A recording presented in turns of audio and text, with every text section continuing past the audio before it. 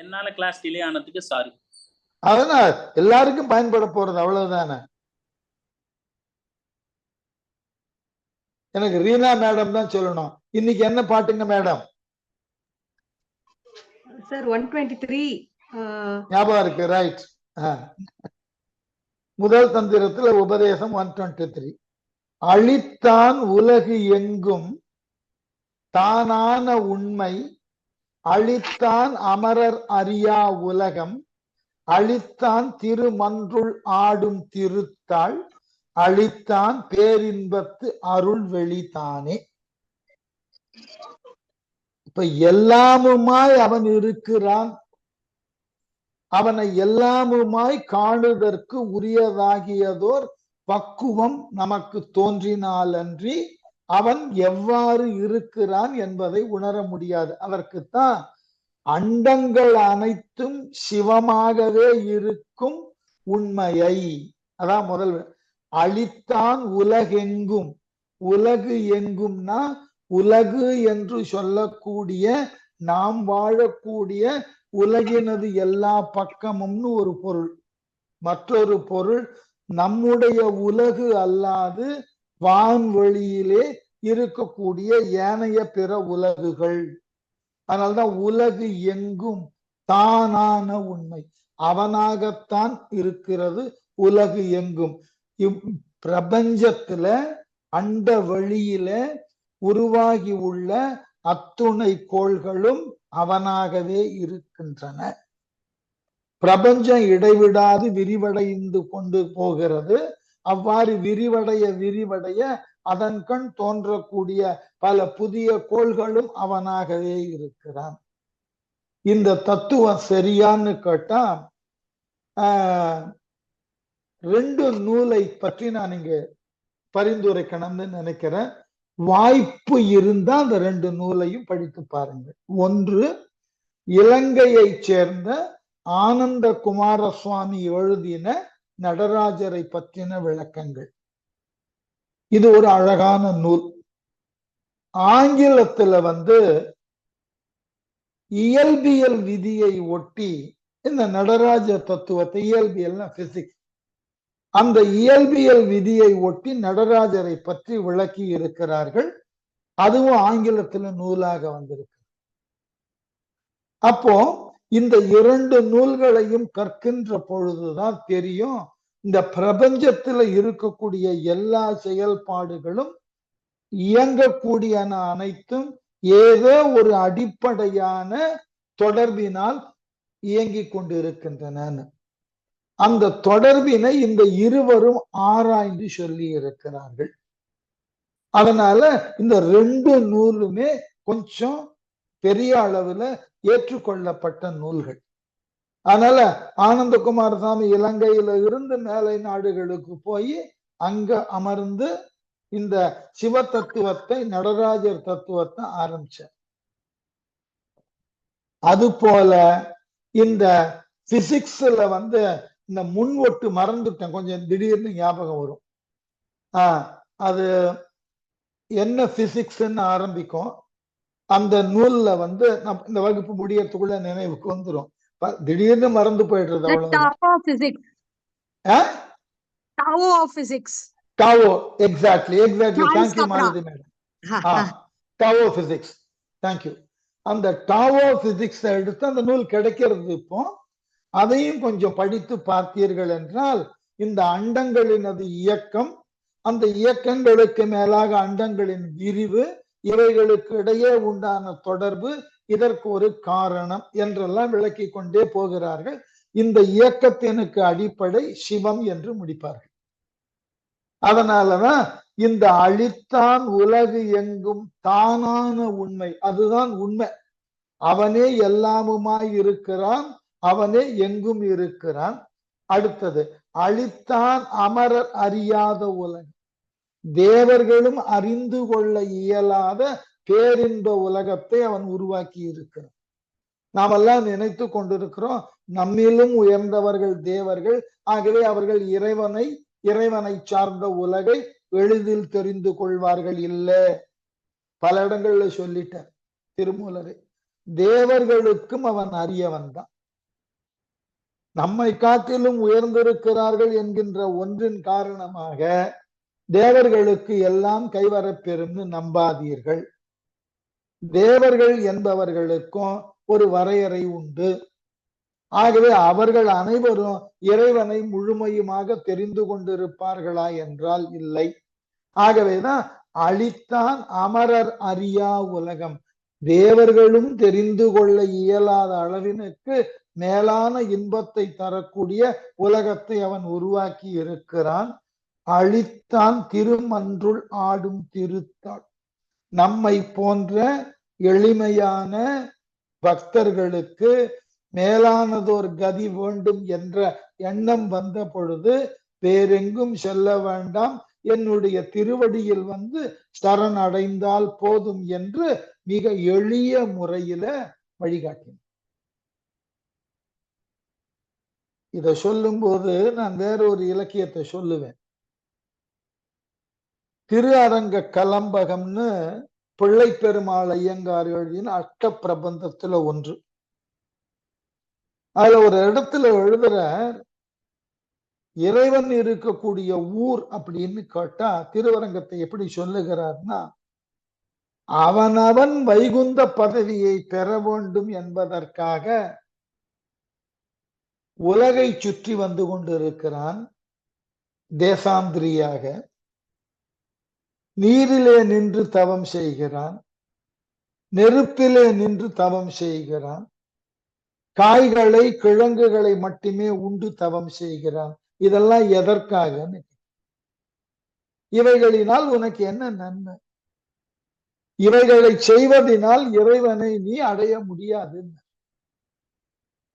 காயிலை தின்றும் பூவலம் வந்தும் தீயிடை நின்றும் நீரிடை நின்றும் திரிவீர்கள்.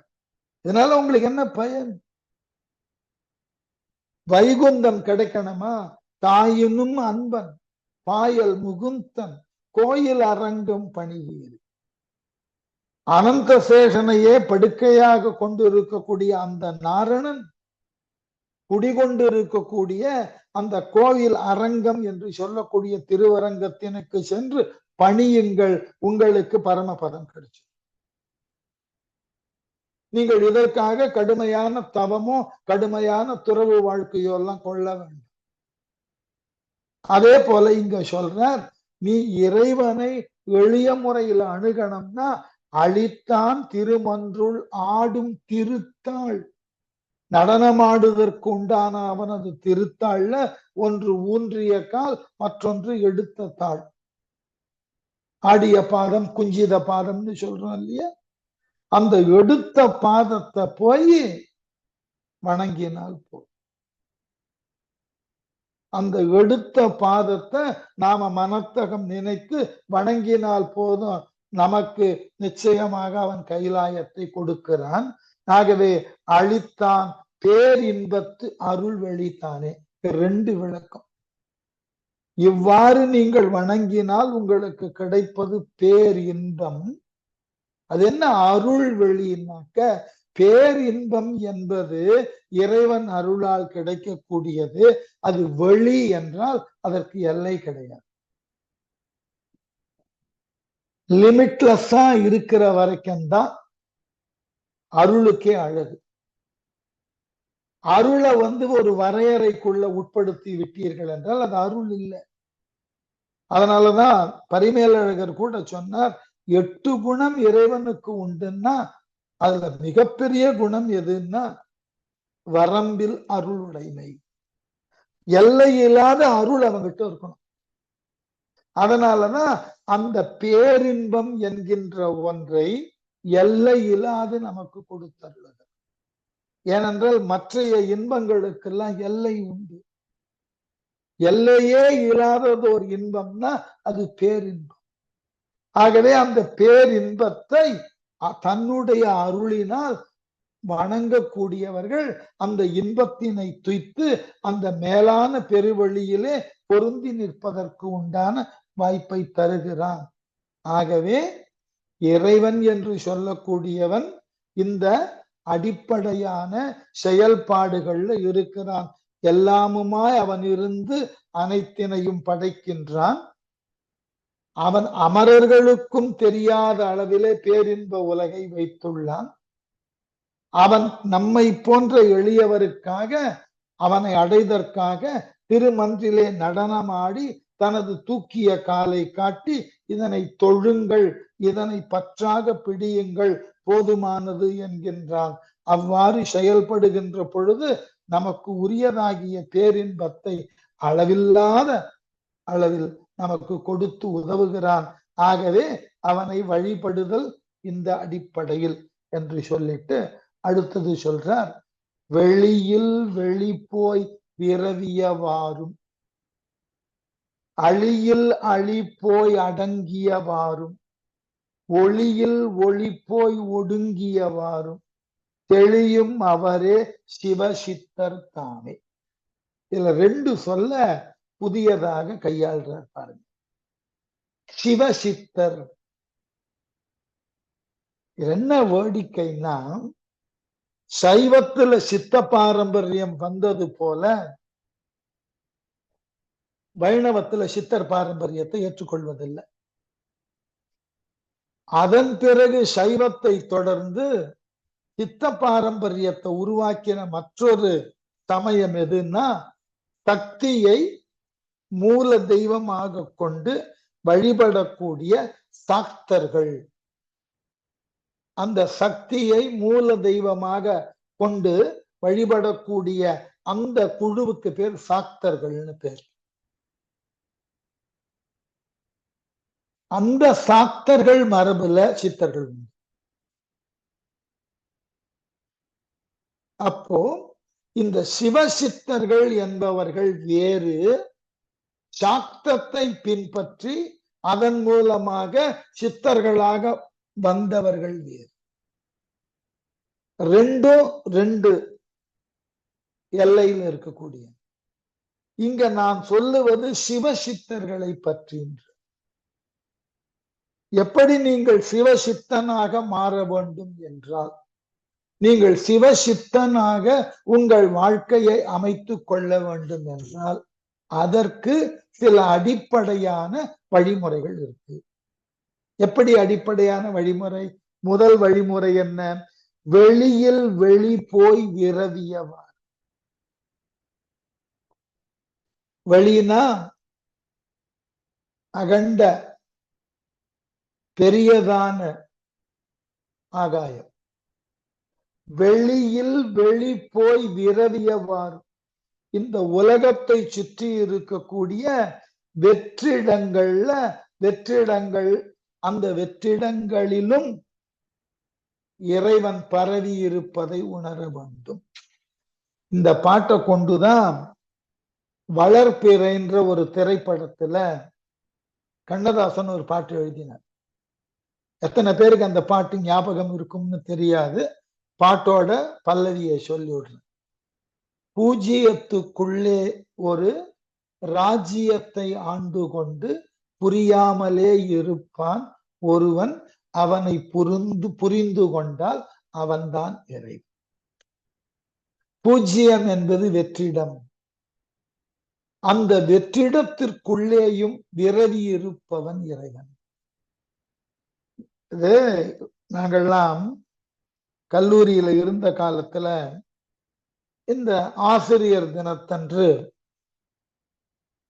ஆசிரியர்களுக்குள்ள சில போட்டிகள்லாம் வைப்பது உண்டு.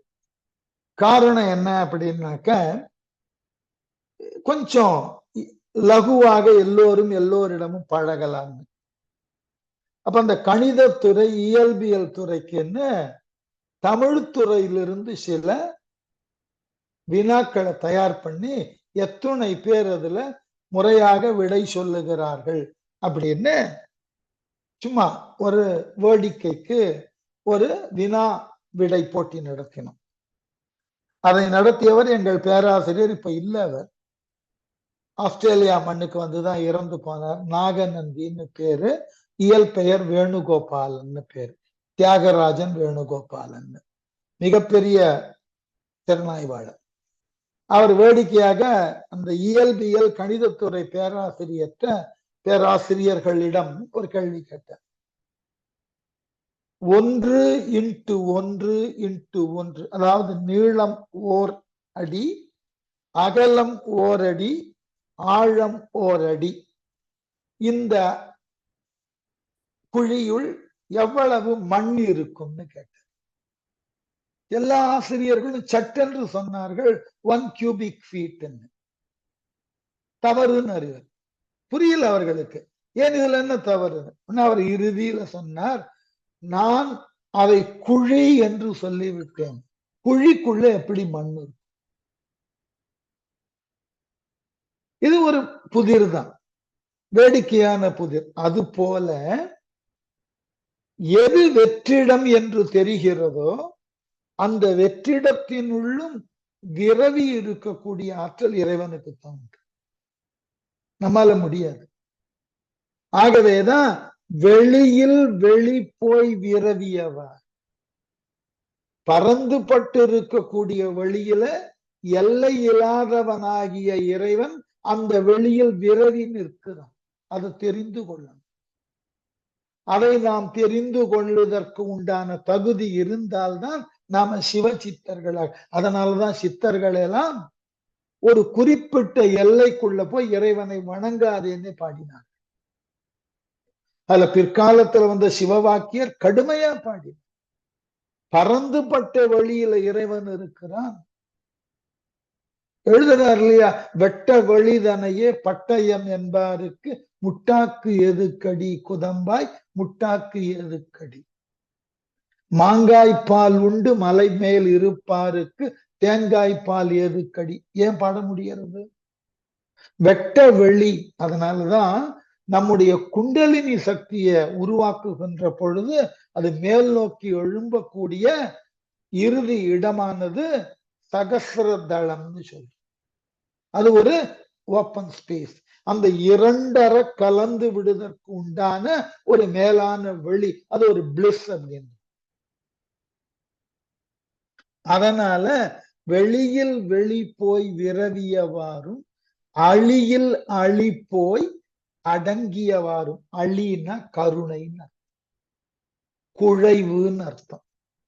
வீடுகள் எல்லாம் சொல்லுவோம் தெரியுமா, சோறு சமைக்கின்ற பொழுது அது குழைந்து போயிட்டுன்னா சாதம் இன்னைக்கு அழிஞ்சு போச்சு. அழினா குழைதல், உருகுதல், நெய்தல், மென்மையாதல், இதுக்கெல்லாம் அழின்னு பேர். அழியில் அழி போய், மென்மையில் அல்லது அருளில் அருளானது போய் ஒடுங்க வேண்டும். எப்படியா, உயிர்களிடத்தில் அன்பு இருக்கும் முறைகளை அந்த அன்பாகவே நாம் பயிற்சி கொள்ள வேண்டும். அதற்கு அடுத்து ஒளியில் ஒளி போய் ஒடுங்கியவாறும், ஒரு ஒளி மற்றொரு ஒளியில போய் ஒடுங்குவது போல். இந்த சூக்ஷமத்தை தெரிந்து கொண்டு விட்டோம் என்றால் வெளியில் வெளியாய் இறைவன் இருப்பான், அழியில் அழியாய் இறைவன் இருப்பான், ஒளியில் ஒளியாய் இறைவன்.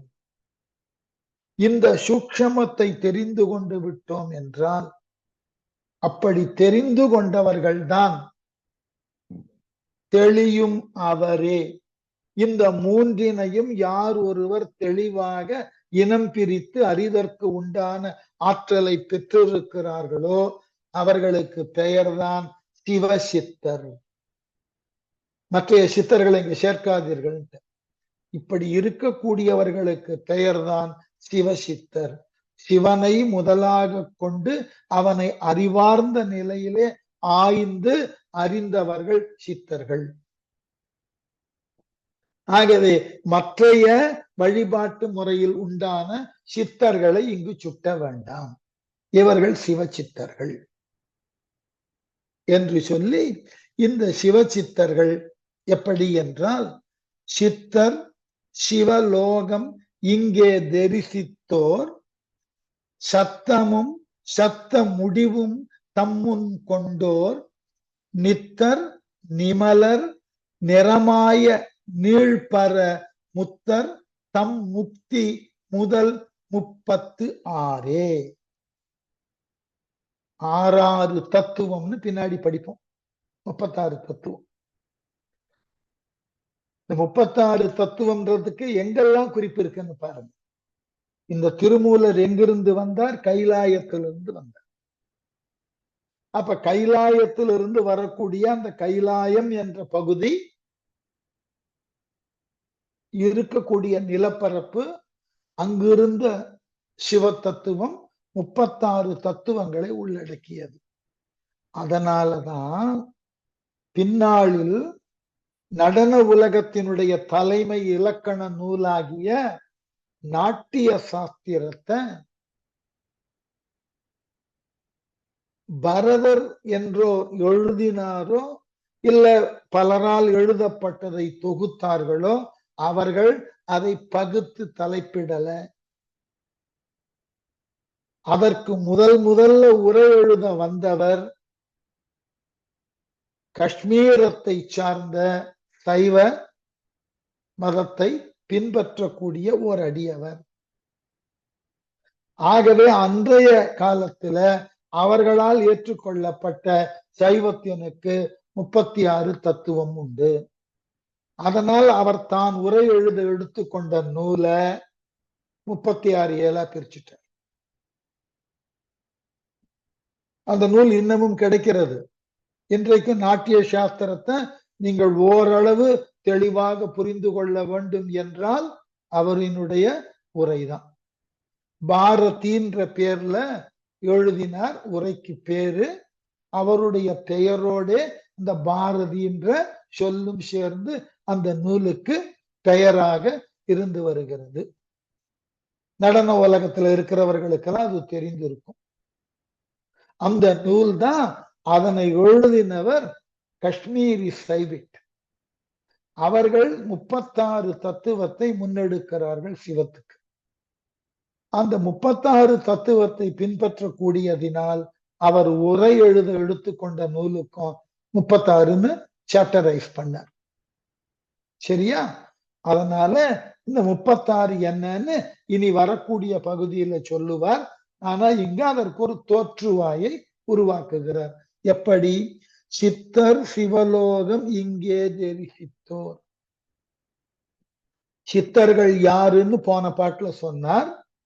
அப்படி இருக்கக்கூடிய சித்தர்கள் சிவலோகத்தை வழிபட்டவர்கள் ஆவார்கள்.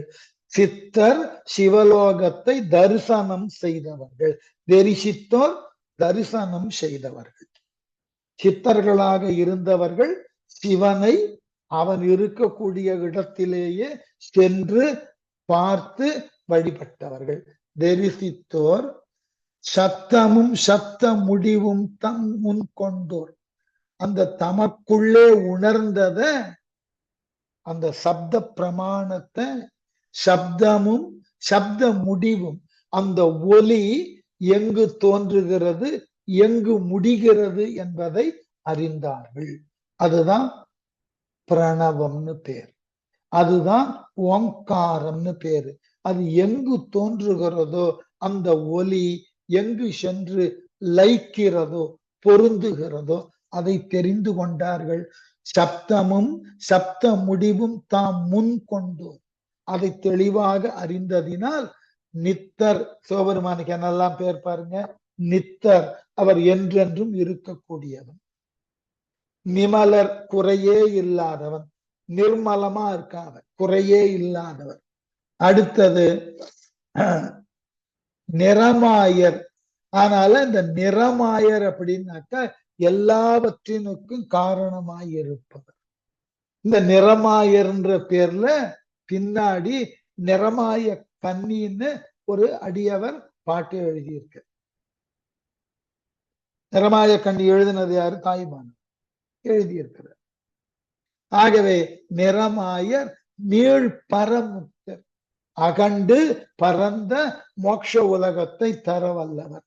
நீள் பரமுக்தர், முக்தி முதல் 36. அப்படிப்பட்ட அந்த இறைவனது தத்துவங்கள் 36. அதுக்கு என்ன சொல்றார்கள்? 36 தத்துவங்கள். இவை ஆன்ம தத்துவங்கள் 24. ஆன்ம ஞானம். வித்யா தத்துவம் 7. அப்போ 24 7 31. சிவ தத்துவம் 5 ஆக 36 தத்துவங்கள். இந்த அடிப்படையில தான் சிவஞானத்தை நாம் புரிந்து கொள்ளுகிறோம். இந்த 36 தத்துவங்களை இந்த 3 பெரும் பிரிவுகளுக்குள்ள அடக்குகிறார்கள். அதாவது ஆன்ம தத்துவம்ன்றது ஆன்ம ஞானம். நீங்கள் முயன்று உங்கள் ஆன்மாவினால் அறியக்கூடியவற்றை 24 நிலைகள்ல பகுத்து சொல்லுகிறார்கள். அது கைவரப் பெற வேண்டும்னா அந்த ஆன்ம தத்துவத்தை சரிவர பயன்படுத்துவதற்கு உண்டான கலை, அறிவு இவைகளை வித்யா தத்துவத்தின் மூலமாக நாம் பெற முயல வேண்டும். இந்த வித்யா தத்துவங்கள் எங்கிருந்து தோன்றுகின்றன? சிவ தத்துவத்திலிருந்து தோன்றுகின்றன.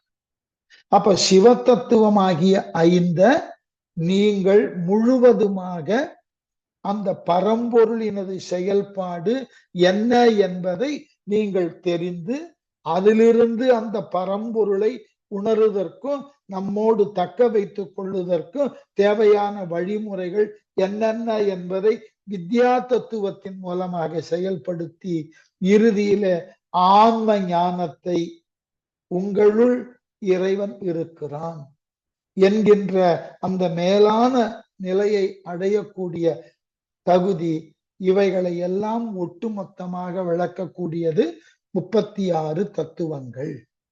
இதுதான் அடிப்படை. இந்த 36 தத்துவங்களை முறையாக நாம கற்று தெளிந்தோம் என்றால் நமக்கு இறை அருள் என்ன என்று புரியும். இறைவன் என்கின்ற ஒருவன் எவ்வாறு இருக்கிறான், எவ்வாறு செயல்படுகிறான் என்பவைகள் புரியும்.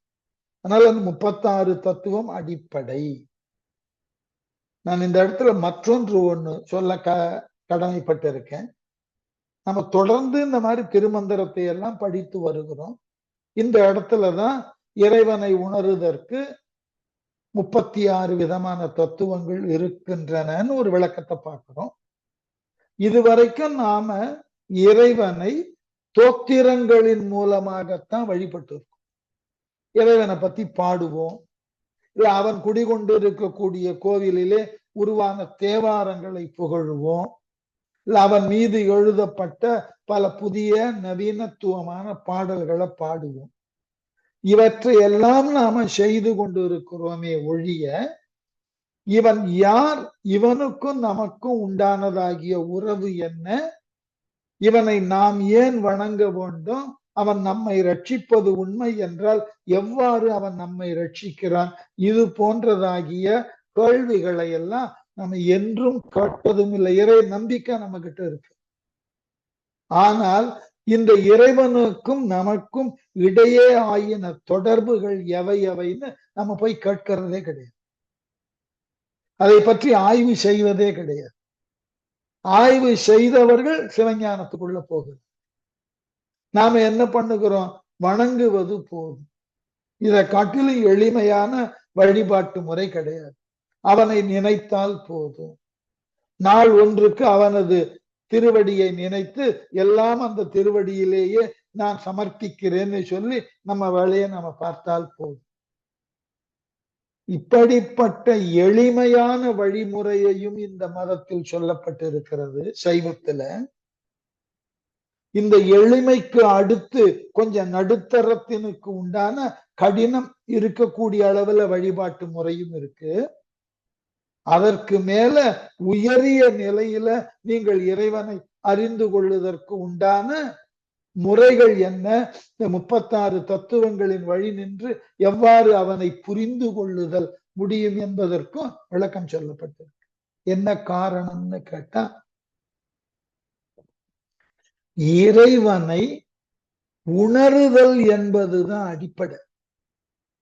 அந்த உணருதல் என்கின்ற ஒன்று எதன் மூலமாக நம்முள் நிகழ்ந்தது என்பது 2ஆம் பட்சம். ஞாபகம் வைத்துக் கொள்ள. இறைவனை உணருவதற்குத்தான் நம்ம வாழணும். இந்த உணருதல் என்கின்ற ஒன்று எதன் மூலமாக நமக்கு கிடைத்ததுன்னு ஆராய்ச்சியே பண்ண வேண்டாம். ஏனென்றால் நீங்கள் எதிர்பாராத விதத்துல எதிர்பாராத மனிதரிடமிருந்து இந்த உண்மை உங்களுக்கு புரியக்கூடிய அளவிலே விளக்கப்பட்டது தெரியாது. ஏன் அவ்வாறு? அதுதான் இறைவனது திருவருள்.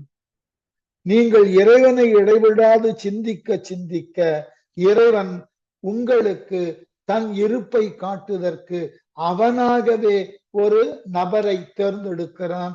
அந்த நபரின் வாயிலாக நமக்கு சிலவற்றை உணர்த்த முற்படுகிறான், உணர்த்தவும் செய்து விடுகிறான். உணர்ந்ததன் பிறகு உணர்த்திய இறைவன் மீதுதான் நமக்கு நாட்டம் வருகிறதே ஒழிய அந்த இறைவனை உணர்த்துவதற்கு உரிய வழிமுறையில இருந்த மற்ற அந்த நபரை நாம மறந்துடுவோம். இதுதான் பேரானந்தத்தினது உச்சநிலை. ஏனென்றால் உங்களை அந்த பேரானந்தம் நோக்கி இழுப்பதற்கு இறைவன் முயல குரு என்கின்ற பெயர்ல உங்களுக்காக அதை கற்றுத் தந்தவர் உங்களை ஒரு உந்து சக்தியாக தள்ளிவிட்டு போயிடுறார். அவ்வளவுதான். அதனால அந்த பேரின்பத்துக்குள்ள நுழைஞ்ச உடனே நாம் எதனால் இங்கு வந்தோம், யாரால் இங்கு வந்தோம், அந்த உணர்வெல்லாம் நமக்கு அற்று போய்விடும். ஆகவேதான் இறைவனை உணருதல் என்பதற்கு மிக பெரியதாகிய ஆற்றல் தேவை. ஆகவே இந்த 36 தத்துவத்தின் வழி நின்றுதான் நீங்கள் இறைவனை உணர முடியும். அவ்வாறு உணர்ந்து அடுத்த கேள்வி, 36 தத்துவத்தை அறிந்து அதன் வாயிலாக இறைவனை உணர்ந்தோம்னா, எப்பொழுது இறைவனை உணர்ந்தீர்களோ தத்துவங்கள் பயனில்லாமல் போகிவிடும். அடிப்படை அது. நிறைய பேர் சொல்லுவார்கள் அல்லவா நடைமுறையில, நான் ஒரு ஏணி போல. ஏணியை கொண்டு மேல் நோக்கி ஏறும். ஏறுதல் மேல் நோக்கி செல்லுதல், மேலே சென்று பொருந்துதல், அதான் நம்முடைய நோக்கம். அவ்வாறு பொருந்திய நிலை வந்தவுடனே ஏணியை துரத்தல் என்பது இயற்கை. ஞானத்திற்கு அதுதான் அடிப்படை. இருங்க, நடுவுல ராஜாராமன் ஐயா ஒரு கேள்வி கேட்கிறார், சொல்லுங்க சார். இப்ப இந்த 36 தத்துவங்கள் வருது இல்லையா சார்? ஆமா, அத நான் எழுதி வச்சிருக்கேன். அந்த 24 ஆன்ம தத்துவம் வருது இல்லையா சார்? ஆமா. அது இந்த பஞ்சபூதம், ஞானேந்திரியங்கள் 5 ஞானேந்திரியங்கள், 5 கர்மேந்திரியங்கள், 5 தன்மாத்திரைகள், அதுக்கப்புறம் 4 அந்த கரணங்கள். கரெக்டா சார்? பஞ்சபூதம் நிலம், நீர், காற்று, அந்த 5 வந்துடுது. சரி. ஞானேந்திரியம்ல மெய்ன்னு வருது இல்ல சார்? வாய், கண், மூக்கு, செவி, உடம்பு. மெய்யன்னா உடம்பு. அந்த உடம்புக்கு ஸ்பரிசம்ன்றது உணர்ச்சி. ஓகே ஓகே, சரி சார். தொடு உணர்ச்சி. அடுத்தது கர்மேந்திரியங்கள்லயும் ஞானேந்திரியங்கள்லயும் வாய் வருது, கர்மேந்திரியத்திலயும் வாய் வருது. அதுக்கப்புறம் அந்த 5ல வாய், கை, கால், மலவாய் புரியுறது. கருவாய்னா என்ன சார்? கருவாய்னாக்க ஆர்கான். Okay okay. அப்ப திருப்பி இதுல ஏன் வாய் வருது? இப்ப ஞானேந்திரியங்கள்லயும் வாய் வருது. வாயின்றது முதல்ல உறுப்பு. ஓகே. இரண்டாவது வாய் என்பது அந்த உறுப்பினால் மேற்கொள்ளப்படக்கூடிய செயல், பேச்சு. ஓகே. வாக்குன்னு வந்திருக்கும், அந்த வாயின்னு எழுதியிருப்பான். ஓகே. அப்புறம் அந்த தன்மாத்திரைகள்ல ஊறு வருது இல்ல சார்? அதாவது அந்த சுவை, ஒளி, ஓசை, நாற்றம். ஊருன்னா ஸ்பரிசம், தொடு உணர்ச்சி. ஓகே. மேல கற்பாம்பூச்சி போனா ஏதோ ஊறுற மாதிரி இருக்குன்ற இல்லையா? ஓகே, அவ்வளவுதான். அப்ப அந்த நம்ம அட்டம் பண்றது அந்த அந்த கரணங்கள்ல வருமா சார்? முனைப்புன்னு போட்டிருக்காளே, அந்த 4 அந்த கரணங்கள்ல மனம், அறிவு, நினைவு, இதெல்லாம் நம்மளோட சென்சஸ் பத்தி வருது. சோ என்னோட அண்டர்ஸ்டாண்டிங் இல்ல, இந்த பொறி, புலன், ஞானேந்திர, தன்மாத்திரை, இந்த 20ம் ப்ராப்பரா ஃபங்க்ஷன் ஆகிறதுன்றதுக்கு மனம், சித்தி, புத்தி, அகங்காரம் இருக்கணும். ஓகே. அதான் அந்த கரணங்கள். கரணம்னு சொன்னாலே டூல்னு அர்த்தம். அந்த கரணம்னாக்க கண்ணுக்கு தெரியாத டூல்ஸ். மனம் கண்ணுக்கு தெரியாது, சித்தம் கண்ணுக்கு தெரியாது, புத்தி கண்ணுக்கு தெரியாது, அகங்காரம் கண்ணுக்கு தெரியாது. முனைப்புங்கிறது அதுதானே? முனைப்புங்கிறது என்ன? ஆமா ஆமா. இந்த நாளும் அந்த கரணமாக நின்று வெளியே தெரியாது. But they are the tool.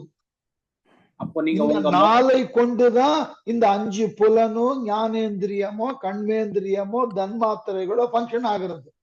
Okay okay. இத நீங்க எப்படி பங்கன் பண்ண போறேன்றத சொல்றதுக்கு பேரு ஞானம். இப்ப இந்த 4 அந்த கரணங்கள்னால்தான் மத்த 20மே ஆக்டிவேட் பண்ண முடியும் இல்லையா? ஆமாம் ஆமாம். Okay okay. அதுதான் அடிப்படை.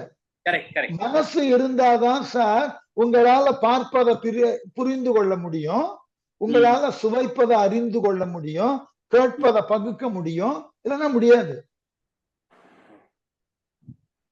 மனம்னு ஒண்ணு இல்லைன்னு சொல்லி பாருங்க.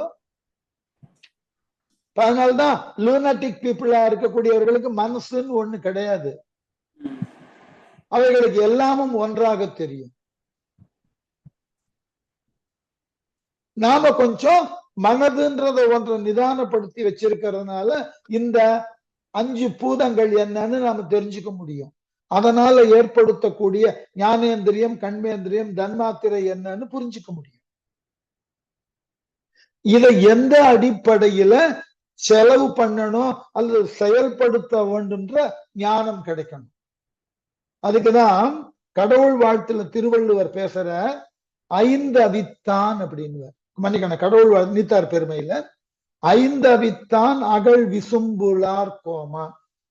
பல பேர் என்ன சொன்னார்கள்னா, இந்த 5 அவித்தான்றதுக்கு விளக்கம் எழுதும் போது 5 புலன்களையும் அடக்கியவர்கள். நான் ஒருத்தன் விவாதமா பண்ணினேன். அத புலனை அடக்கிவிட்டாக்க அவைகளினால நீங்கள் ஊனம் உற்று போவீர்கள். புலனை அடக்கிறதுக்கு சொல்லல வள்ளுவர்.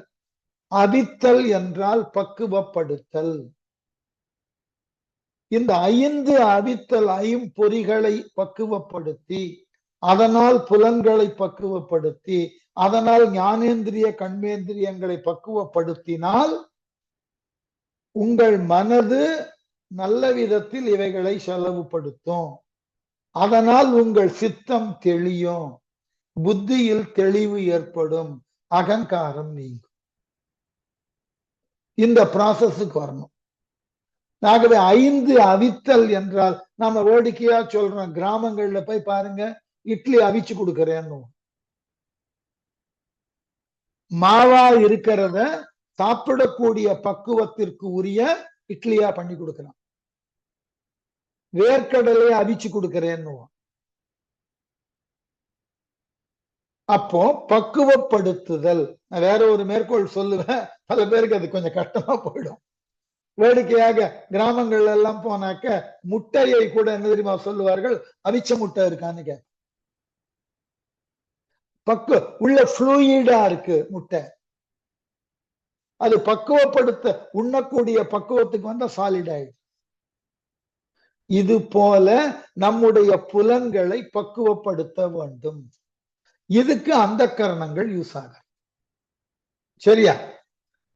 ஆகவே அடுத்த தத்துவத்துக்கு 36ன்றது எப்படின்றதுக்கு வகைப்படுத்தினவர் இங்க ஒரு விளக்கம் தர. 30ம் 6ம் படி முத்தி ஏணியாய். வார்த்தையை கவனிங்க. 30ம் 6ம் படி எதற்கு? முக்திக்கு ஏணியாய். ஒப்பிலாத ஆனந்தத்துள் ஒளிப்புக்கு. ஒப்பிலாத ஆனந்தம் அது. செப்பரிய சிவம் கண்டு தான் தெளிந்து அப்பரிசாக அமர்ந்திருந்தாரே. இந்த 36 தத்துவத்தை ஏன் தெரிந்து கொள்ளணும்னா, இந்த 36 தத்துவங்களை தெரிவதனாலே முக்தி பெறுவதற்கு செல்லக்கூடிய படிக்கட்டுகளை போல் பயன்படுத்த வேண்டும். முக்தின்றது ஒரு தொலைவில் இருக்கு, அதை அடைவதற்கு படிக்கட்டுகள் இருக்குன்னா இந்த 36 தத்துவங்களும் படிக்கட்டுகள். அந்த படிக்கட்டுக்கு மேல ஒவ்வொன்றாக ஏறி கடந்தால் இறையருள் அறிந்து கொண்டு ஒப்பிலாத ஆனந்தத்துள் ஒளிப்புக்கு. அந்த 36 படிகளை கடந்ததற்கு அப்புறம் ஒப்பில்லாத ஆனந்த பரவெளியில போய் நீங்கள் உங்களை ஈடுபடுத்தி கொள்ளலாம். ஈடுபடுத்தி கொண்டதனால் இந்த ஒளிக்குள் புக்கு உங்களை ஈடுபடுத்தி கொண்டு செப்பரிய சிவம் கண்டு வார்த்தைகளினால் சொல்ல முடியாத, சொல்லுக்கெல்லாம் அப்பாற்பட்டு இருக்கக்கூடிய, சொல் கடந்து நின்ற அந்த ஒளியை நீங்கள் உணரலாம். எப்படியா? செப்பரிய சிவம் கண்டு. செப்புதல்னா பேசுதல். பேசுதற்கு அரியதாக விளங்கக்கூடிய அந்த சிவத்தை நீங்கள் உணரலாம். சிவம் கண்டு அடுத்த வார்த்தை போட்டார் பாருங்க, தான் தெளிந்து. அந்த சிவத்தை காணுகின்ற பொழுது, சிவத்தை உங்களுள் உணருகின்ற பொழுதுதான் உங்களுக்குள் தெளிவு தோன்றும். ஆகவே அந்த தெளிந்து அப்பரிசாய் அமர்ந்திருந்தாரே, அந்த தெளிவு தோன்றிய பொழுது நீங்களே சிவமாக மாறுவீர்கள். நீங்களே சிவமாக மாற அழகா சொல்லுவான், பொன் ஒளி அருகிலே காக்கை பறந்தால் கருநிறம் மறந்து அதுவும் பொன்னாய் ஒளிர்வது போல் 36 படிகளை நாம முயன்று கடந்தோம் என்றால் செப்புதற்கு அரியதாகிய ஆனந்தம் என்ற பெருவெளி, அங்கு சிவம் என்கின்ற ஒன்றை உணர்ந்து என்ன செய்யலாம்? அங்கேயே அமர்ந்து விடுவோம். ஆகவே அதனை அப்பரிசாக அமர்ந்து இருந்தாரே, அதுவே இதான் எட்டர்னல் பிளிஸ். இந்த தத்துவங்களின் வாயிலாக இவைகளை உணர்ந்து கொண்டு விட்டோம் என்றால் நாம் முடிவில்லாத ஆனந்தத்தில் முழு மூச்சாய் நம்மை நாம் இரண்டர கலப்பதற்கு ஏற்பாடு நடந்துவிடும். ஆகவே இது செப்புதற்கு அரியதோர் ஆனந்தம். இந்த ஆனந்தத்தை அடைவதற்கு இந்த 36 தத்துவங்களும் படிகளாக பயன்படும். அதை முழுமையுமாக பயன்படுத்தி படிகளை கடந்து மேலிடத்திற்கு போனால் சிவம் என்பதை கண்டு சிவமாக நாம் அமர்ந்து விட முடியும். நாமே சிவமாக அங்கு ஒளிர தலைப்படுவோம் என்பதாக இன்று நிற்கட்டும். அடுத்த பாட்டுக்கு 2 நிமிடம் எல்லாம் பத்தாது. அடுத்த வகுப்புல தொடரும். Beautiful line sir. 36 படிமுத்தி ஏணியாய் ஒப்பில்லா ஆனந்தத்து உள்ளொளி புகுத்து அப்பரிசாக அமர்ந்து இருந்தாரு சிவம் கண்டு. இதை விட அவ்வளோ, அதாவது நீ அங்க போறது ரொம்ப கஷ்டம்டா. நீ அங்க போயிட்டா அது எப்படி இருக்குங்கிறத இந்த 4 வரியில என்னமா எழுதியிருக்காரு சார். அவ்வளவுதான், சான்ஸே இல்லை சார். அதை நான் திருப்பி ஒரு 4-5 வாட்டி படிச்சிட்டேன் இப்ப நீங்க இந்த இடத்துல. Thank you, sir. Thank you. I cannot tell you how indebted I am for you for taking this Thirumandiram, sir. ஐயோ, thank you. திருமூலர் வணக்கம். அவ்வளவுதான். Thank you very much, sir. Thank you. Thank you, sir. நன்றிகள் பல sir. நன்றிமா, நன்றி. மிக்க நன்றி sir.